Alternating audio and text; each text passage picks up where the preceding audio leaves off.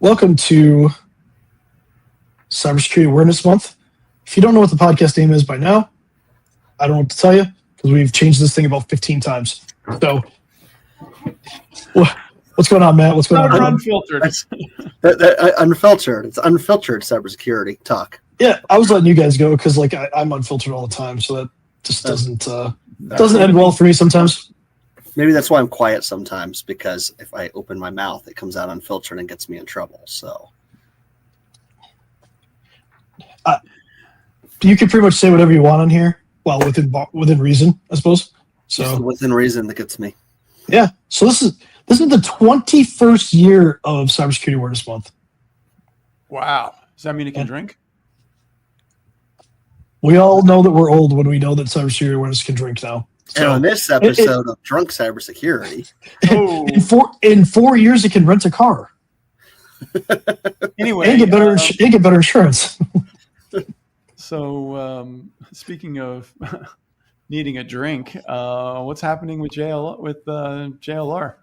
Yeah, I think JLR is teaching all of us a lesson. Not a good lesson for them, but a good lesson for all of us. So if you haven't been paying attention, we've covered this over the last couple episodes. Jaguar Land Rover had a cyber attack on September 1st, and they said that they planned on being back up to full production by October 1st, and that didn't happen. They did relaunch some production, but it's limited. It's a pilot restart. They're saying their full operations are weeks away. Weeks. Oh. Weeks, and this is a month in. So there's some craziness going on. Let's see here. Right now, the pilot relaunch is 15% of the plant's capacity. They're saying normal operations at the very earliest would be the last week of October. So they want to open for 15%. I wonder how long they can actually do that because of supply chain issues. Because you got some of these smaller companies out there that have laid people off because they can't pay them, and now they're going to get supply. And now are they going to be able to get the parts? Yeah, and I mean the government there, the UK government is offering a £500 million supplier support package. Mm-hmm. It's commercial loans. They're short-term commercial loans. They're government guaranteed, which is, I guess, cool for the suppliers. But I mean, the government's stepping up here when they didn't. I mean, they're trying to help the country, obviously, because this is affecting, in September alone, this was a 0.4% contraction of the UK's overall manufacturing output. Mm-hmm. Just this. So government stepping in to help, and yeah, and not enough. And some people are complaining it's not enough. It's like, well, Jaguar Land Rover is owned by a huge conglomerate too. Maybe they should step up to the plate and offer these suppliers a lifeline. Because let's be real, if their suppliers are all gone or significantly impacted by the time they actually can restart, like Bob said, there's not restarting. This isn't like you can just fix this overnight. And this is not a government hand. No, it's the loans. They're doing for this. This is the government saying. Am I back? Yep. Oh, okay. Welcome to live internet, guys. You're back. Yeah, what it said was what I saw was the government is backing loans, but they're not making these as handouts. No, they're gonna have to repay them. If they can't, obviously, then the government will step up and do it. I don't know what the interest rates are on these. I didn't dig that deep into it, but 3 small specialized component suppliers in the West Midlands region have already filed for administration, which is a form of bankruptcy protection. Mm-hmm. So, there's some large tier ones that have just basically laid off labor, just straight up laid them off. So, the interesting part about this attack right now, and the reason it's taking so long to come back online, is it's rumored, allegedly, and I say allegedly, right, that there's a compromised third-party software provider that led to this. That's where they're looking. So the reason that it's taking so long to come back online is they're so connected in their manufacturing facilities, they don't know how it happened, and they're still trying to figure that out. And to come back online too soon, oh man, yeah, it could just lead to it being done again. They can still be there. So this is crazy. Yeah. This is So there could be some persistence involved there, and they're not even sure. Goodness, they have third parties in there trying to figure it out. So we'll see. Well, okay. So without knowing anything about the environment, you look at manufacturing and the equipment used in general. A lot of times you're finding old versions of Windows sitting out there just to run that controller. So yeah, there's a lot of cleanup work to do there. Well, we don't know too. Did they have separation of their networks, like their OT that's doing their manufacturing separated from their IT properly? So like, Who knows? Yeah. So again, they're highly connected manufacturing. They rely on just in time for delivery and stuff like that. So this is a really interesting case that I think is really needs to make people think, because this is happening in the UK. Easily could happen here, right? Mm-hmm. Let's say something like this happened to like GM, Ford, Stellantis here. Yeah. Like in my region, it would crush. What would happen up by you if that happened? Yeah, I'm moving. I'm out. Peace out, guys. I'm done. If that happens here, I'm done. But because there are so many companies here tied to that industry, and like I said I think last week, I've met companies that have 80-90% of their revenue come from another, either a tier one or from like one of the big three in general, which is terrifying. Like if this happens, and you could go outside the auto industry for this. Go to any industry where there's people that supply to them.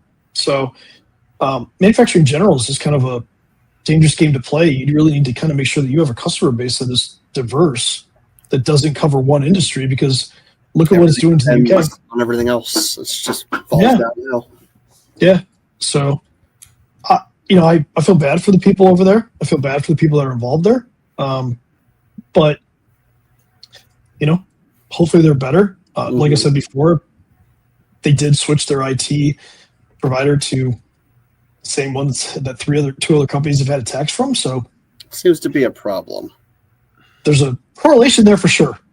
So, you got to pick your providers wisely. Enforcing providers on certain companies isn't necessarily a good idea either. Not to get all conspiracy theorists here, but like I feel like there's one or two directions that can go. There's some incompetence involved, or is there something inside here? Not to point fingers, but it's a pretty high correlation. Or is there some vendor that this provider uses that has something inside? I mean, we've seen before. I'm distracted. My dog just stole my snack apple off my desk and ran to the other end of my office. That's funny, but it's gone. You just got apple attacked or something, right? I just got apple attacked. Yeah, nothing like getting fleeced down by your dog. But I thought apples didn't get hacked. The apples don't get viruses. Different apple, Bob. Different apple. To be clear, if it runs software, it can be hacked. Yeah. Actually, it doesn't have to run software, but like guaranteed, if it runs software, any level of software. I mean, you've seen the number of 0 days that Apple's had in the last year has been crazy. Yeah. Mm-hmm. Now, we could talk about the ISO 17 and some of the changes there and whatnot, where there's a lot of changes there that are kind of, making it so that maybe in the future that those can't be hacked as much. But yeah, so I don't know. Cybersecurity Awareness Month is going to teach us a lot. I think this is a teaching and a learning moment for companies all over the world, really. Like, what do you do? Do you have a plan? I put a poll out on LinkedIn, and people aren't really engaging with it as much, but the poll was like, it was talking about this. Is like, how long would your business be down after cyber attack? Mm-hmm. Would it be 1 day or less, 3 days or less, 7 days or less, or I'm blank? Like, you're done. Or it's going to be a situation like where Land Rover Jaguar is, or Jaguar Land Rover, I guess, JLR. So maybe people don't want to answer that either. Like, I put the poll out there, but I'm like wondering if people just are scared to answer it because they don't know. Mm-hmm. Or they never thought about it. Yeah, or they never thought about it, and they don't want to be the first ones. So, I know, like for our business, because of the way that we are, we're back up and running. Like, if something really did happen, we'd be back up and running in like less than a day. Most of our customers, same deal, right? Unless there's like some sort of investigation that has to happen or something like that. Obviously, if there's a legal investigation that has to happen or something like that, you're not going to be back up in a day. That's impossible because you might have restrictions. Like if your cyber insurance is stopping you from resuming business, okay, and that's something that people need to think about too. Jaguar Land Rover can't start up because they don't know where the attack's coming from. So even though they probably have the ability to restore their systems, they just can't come back online because they need to find out what the source was. Yep. So how many people think of that? Have you guys do your customers think about that? I know mine wouldn't. Yeah. No, we actually got called into somebody after after their IT guys did their restores. Oh, whoops. Yeah. That's bad. That's bad. Whoops. FYI, don't say that. So think about that. Like if you're listening to this, if you have a business, obviously think about that. Do you have a plan? But even if you have a plan, you need to test it, and then there's going to be some curveballs thrown at you, right? Yeah. See, Matt's dog knows all about this. Now she's banging on the door, whining. She's upset. Yeah, she's upset. She's a cybersecurity doggy. She knows this is serious, and she's upset. It's okay. It's okay to not understand this, but like you gotta face the music, right? So many people are ignorant, and it's not their fault. I'm just saying they're ignorant because they don't know what could happen, and they don't have a plan to like recover from it. And you sit here and you have these situations. So if you have a business, make sure you know. Then test it, and then hire an expert. Matt's dog knows. Matt's dog's gonna hire one of us. Stole my stapler for real. There we go. So stole your apple and a stapler? Yes. This is her when she gets upset. Your dog is klepto, man. What's up My with dog's that? a klepto. Big attitude.